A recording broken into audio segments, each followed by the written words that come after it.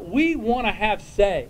As Floridians, we want to have say in the future of our state without a federal bureaucracy that does not take our input. And so today I stand here not as a Republican.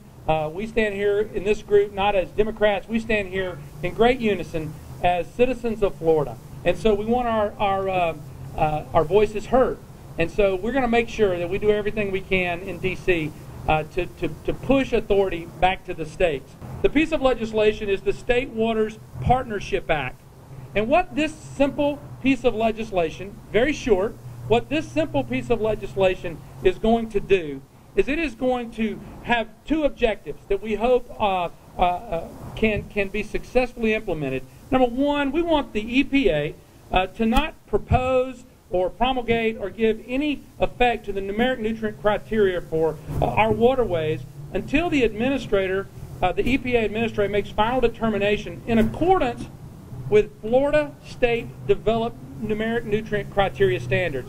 In other words, we want them to take into consideration the standards that the Department of Environmental Protection and the Florida legislature has proposed.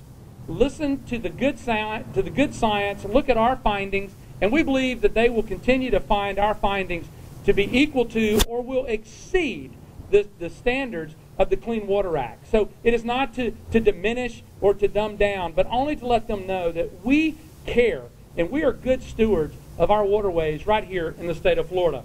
The second thing that we hope our piece of legislation will do, there's a part of the legislation that talks about the sense of Congress. And one of the things that we want to make sure that all of the departments understand is that it is the sense of Congress that when we pass any rules in a department or any piece of legislation from the floor, that we take into consideration the economic impact of that particular legislation. So the rules that we are going to be pushing forth in this particular law, it talks about the sense. It is not a part of the law, but it lets them at least hear what our heart is. That we must take into consideration that rules like the one the EPA has put forward is going to have terribly damaging effect on our economy.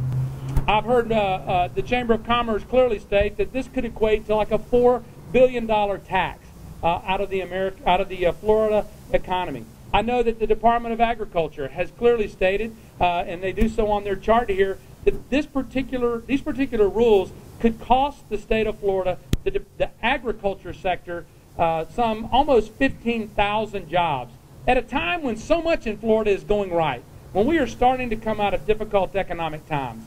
And so I just want to make sure that we continue to do the responsible thing to let Washington know that we care most about our water quality and the quality of life, as well as the quality of our economy.